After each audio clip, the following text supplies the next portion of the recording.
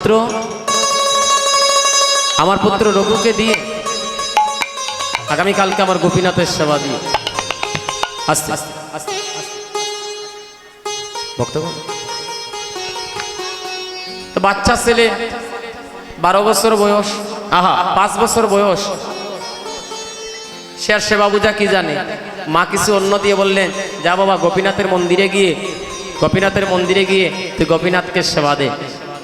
বাচ্চা ছেলে গোপীনাথের মন্দিরে গিয়ে অন্নটা হাত থেকে মানে রেখে নিজে মাখাইতে লাগে। মাখায়, নিবেদন করতে এটা জানে না। সে মাখাই একটা গাছ হাতে নিয়ে হা করো এই গোপীনাথ, এই গোপীনাথ, বাবা দিলে খাও আর আমি দিলে খাবে না, হা করো। ও আমার মা আমারে না মারলে আমি খাই না, তোমার মারতে হইয়া এটা লাঠি নিচে হাতে, কঞ্চি হাতে নিয়ে ওই রঘুনন্দন যেখানে গোপীনাথকে মারতে যাবে, ভগবান ভাবলেন আর বাকি নেই, এবার মেরেই দেবে। এবার হা করে গোপীনাথের সেবা করলে। ভক্তগণ, মা বললেন, ও রঘু প্রসাদ কই? প্রসাদ কই? প্রসাদ। ভক্তগণ, প্রসাদের কথা বলতেই রঘুনন্দন বলে, মাগো এই দেখো নিজের হাতে গোপীনাথকে খাইয়েছি। নয় দুষ্ট ছেলে, তুই নিজে খাওয়াইয়া এবার গোপীনাথের নিজে খাইয়া আর এবার গোপীনাথের দোষ দিচ্ছি। বাবা বাড়িতে আসার পরে সব কিছু শুনে বললেন, আগামীকাল আবার তাকে সেবা দিতে পাঠাও।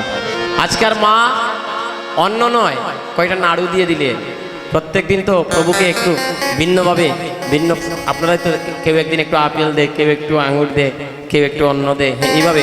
তা আজকে মা দিয়েছে কয়টা নাড়ু হাতে দিয়ে বলে, যা গোপীনাথের সেবা দিতে যা রঘু। মুকুন্দ দাস পর্দার আড়াল থেকে লুকিয়ে দেখে ছেলে কেমন করে সেবা দেয়। নাড়ুর তালাটা হাতে নিয়ে গোপীনাথের সামনে গিয়ে বলছে, ও গোপীনাথ, তুমি কেমন ভগবান? তুমি গতকালকে সেবা করেছিলে, মাও বিশ্বাস করে না, বাবাও বিশ্বাস করে না, জগতের কেউ বিশ্বাস করে না। করবো নি কেউ?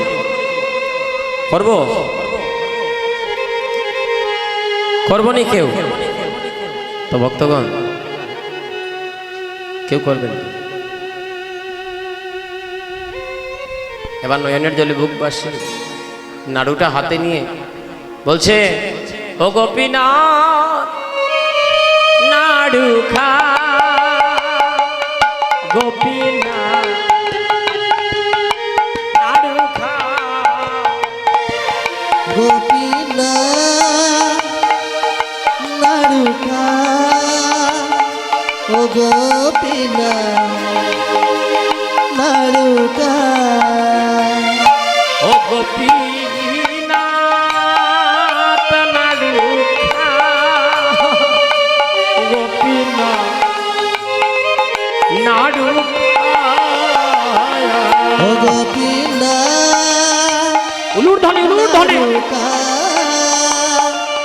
গোপীনাথ, নাড়ু খা।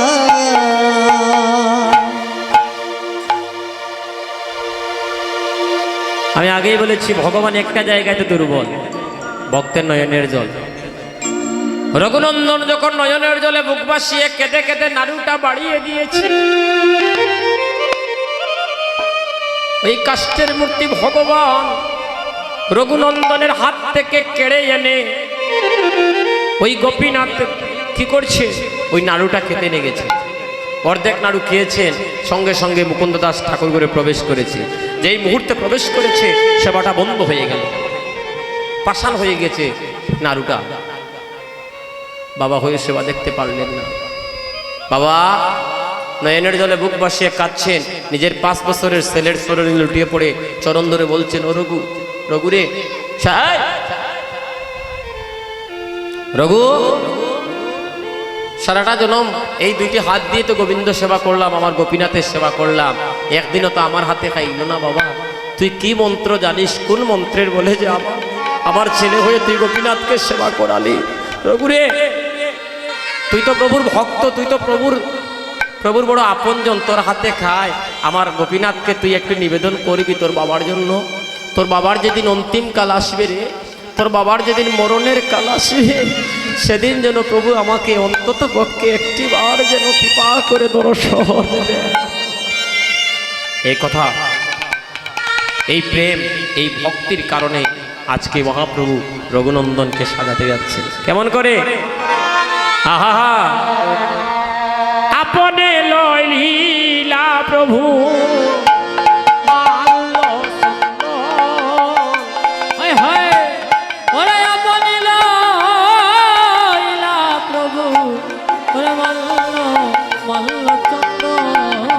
ওরে শ্রী রঘুনন্দন ভালে দিলা গৌরচন্দ্র,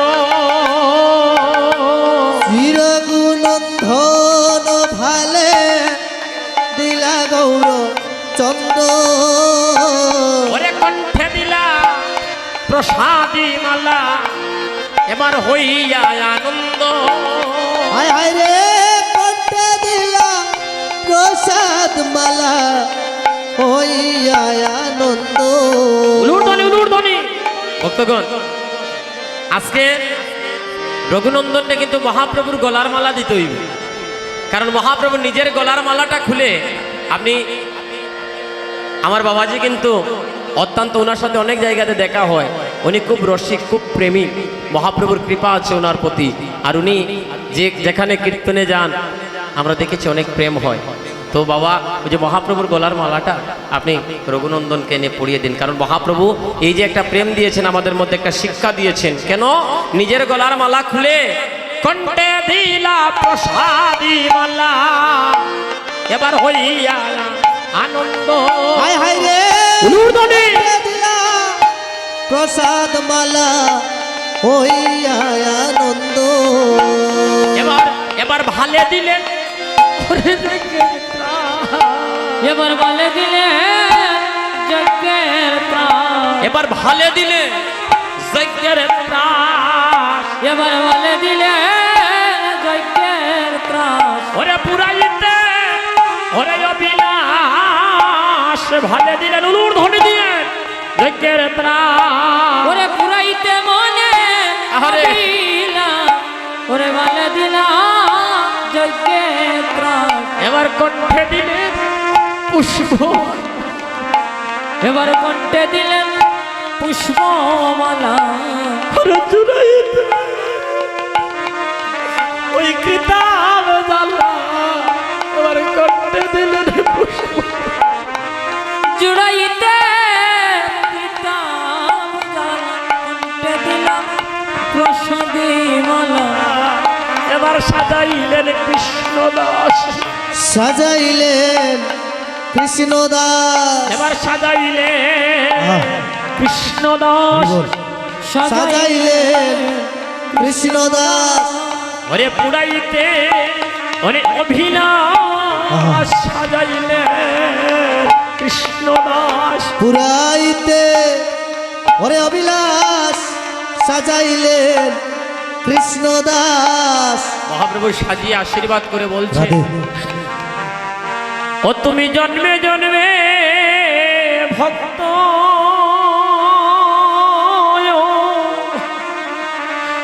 ভক্ত হইও রে, ওরে রঘুনন্দ ও তুমি জন্মে জন্মে প্রণাম করুন রঘুনন্দনকে। ভক্ত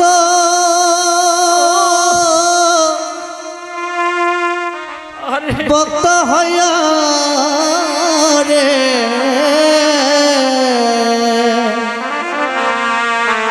ওরে রঘুনন্দ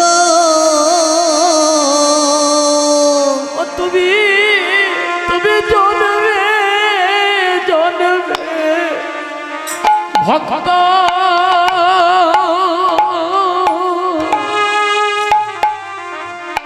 ভক্ত হইয়া রে, ওরে রঘুনন্দ ও তুমি জন্মে জন্মে জন্মে জন্মে তুমি ভক্ত হইও রে ভক্ত হয় রে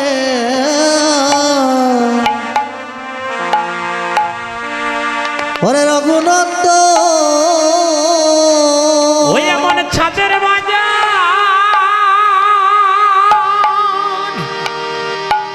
আয়ার বাজারে বসাইয়া বসাইয়া রে এ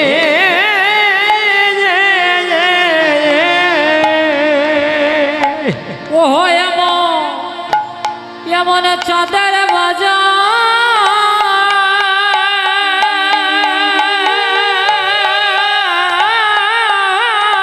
তাই বাজার গৌর হরি গো তুমি বসাইও সে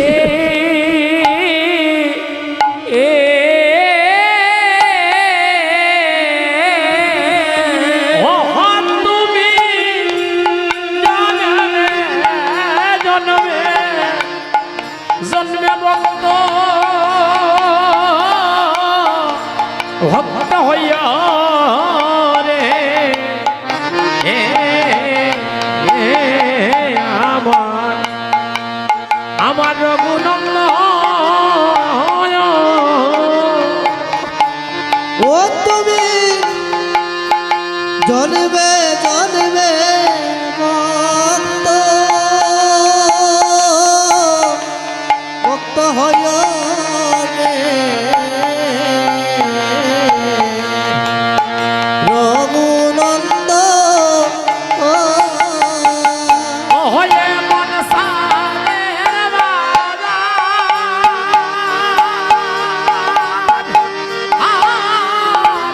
বসাইও রে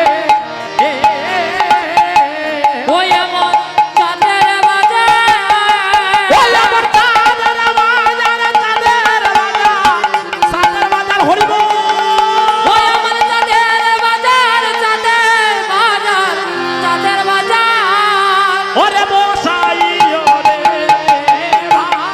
তুমি জন্মে জন্মে ভক্ত হয় রে রঘুনন্দ তুমি জন্মে জন্মে ভক্ত হয় রে বাবাজি, বাবাজি। রঘুনন্দন।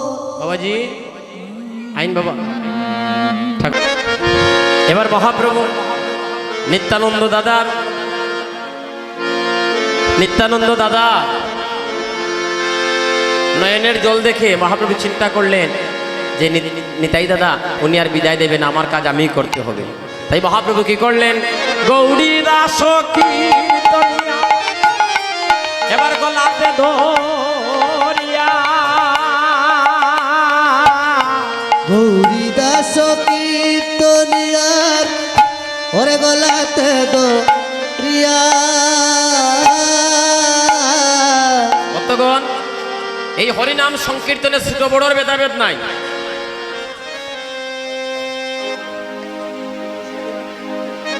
পড়ে পড়ে আমি কইব, আমি বাবাজিরে কইব, ঠিক আছে? পদের মাঝে আইব, তুলসী পদে আসতেছে। হ্যাঁ, একটা কথা কই আপনাদের কাছে, আমি অনেক জায়গাতে গিয়েছি, এইরকম বাইয়ে বাইয়ে মিলটা আমি কম দেখছি, খুব কম আছে। ভক্তগণ, আপনাদের এই যে বাইয়ে বাইয়ে মিল, এই যে ভালোবাসা, এটা আমি আমার 14 বছরের কীর্তনের হয়, এটা আমি অনেক আমি দেখি নাই। কীর্তন দিচ্ছে, এক ভাইয়ের বউ আর এক ভাইয়ের বউর সাথে কথা কয় না, এক ভাই আরেক ভাইয়ের সাথে কথা কয় না, কীর্তন কিন্তু দিচ্ছে তারা যে কোনো কারণে, এটা অনেক হচ্ছে। কিন্তু আপনাদের ভালোবাসার কাছে আজকে আমরা বন্দী হয়ে গেলাম। মহাপ্রভুর কাছে প্রার্থনা করি, আমার বড় ভাই আমার বিদ্যুৎদা, আমাদের সিলেট জেলা লীলা সেবা সংঘের কীর্তন কমিটির সহসভাপতি আমাদের বিদ্যুৎদা এখানে উপস্থিত আছেন, উনি অধিবাস কীর্তন করেছেন। এবার কিন্তু খে বাই, খে বন্ধু, খে বাতিজা, খে কাহা, হরিনাম সংকীর্তনে কিন্তু তার বিচার নাই। মহাপ্রভু বিনয়ভাবে গৌরীদাস কীর্তনিয়ার কাছে গিয়েছেন। আজকের এই হরিনাম সংকীর্তনের গৌরীদাস কীর্তনিয়া কিন্তু আমার এই বিদ্যুৎ দাদা। আপনারা যতদিন এই জগৎ, এই চন্দ্র সূর্য আছে, ততদিন এই পরিবারের মানুষ কীর্তনিয়াদের যারা যারা কীর্তন করে গিয়েছে সবার কাছে আপনারা ঋণগ্রস্ত থাকবেন। যতই আপনারা আমাদেরকে দক্ষিণা দান করেন, এটা মহাপ্রভুর শিক্ষা এই পূর্ণার পদের মধ্যে বলে গিয়েছেন। তাই আপনারা পরিবারের পক্ষ থেকে আপনারা দাদাকে প্রণাম করতে হবে, কারণ মহাপ্রভু যে শিক্ষা দিয়েছেন হরিবল, এই শিক্ষাটা থেকে এখানে কিন্তু ছোট বড়ের ভেদাভেদ নাই। গৌরী দাস আরে গলাতে ধরিয়া, হরিদাস কীর্তনিয়ার গলাতে দরিয়া।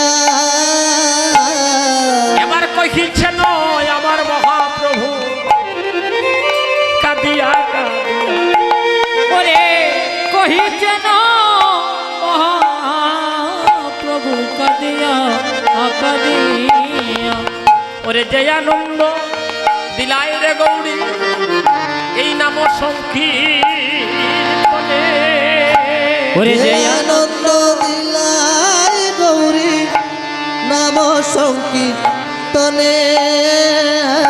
আরে যে আনন্দ দিলাই রে গৌরী এই নাম সংকীর্তনে, ওরে যে আনন্দ দিলায় রে গৌরী নাম সংকীর্তনে, ওরে ভাঙ্গিবে ওই সাদের বাজা কীর্তন হনে, ওরে ভাঙিবে চাঁদের বাজার কীর্তন বিহনে। ভাঙ্গিবে আনন্দের বাজা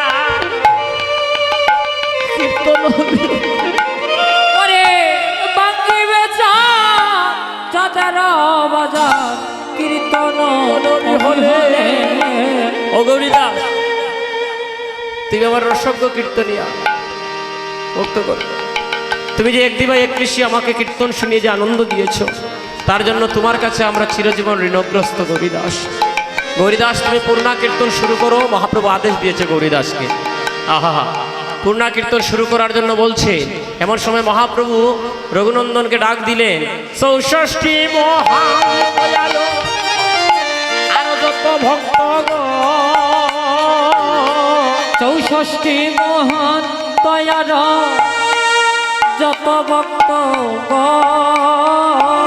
আরে 64 মহান দয়ালু আরো যত ভক্তগণ, 64 মহান দয়ার যত ভক্ত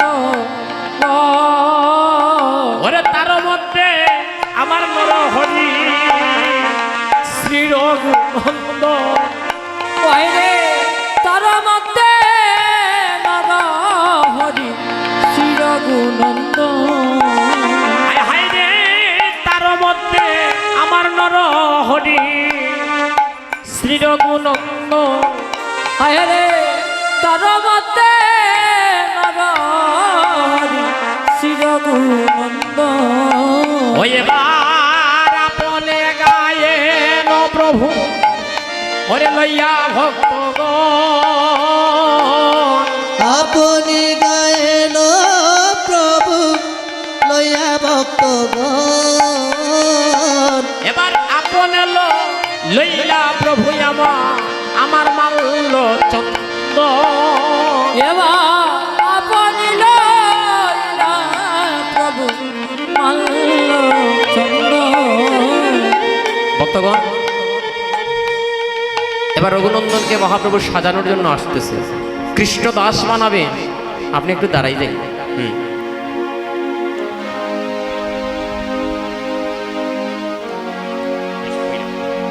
সাজাই নাই, একটু সাজাইয়া করি।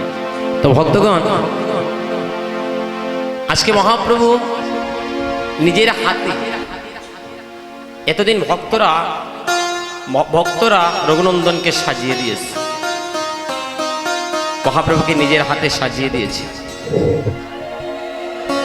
জয় নিতাই বাবা গো, মালা চন্দন আনবা।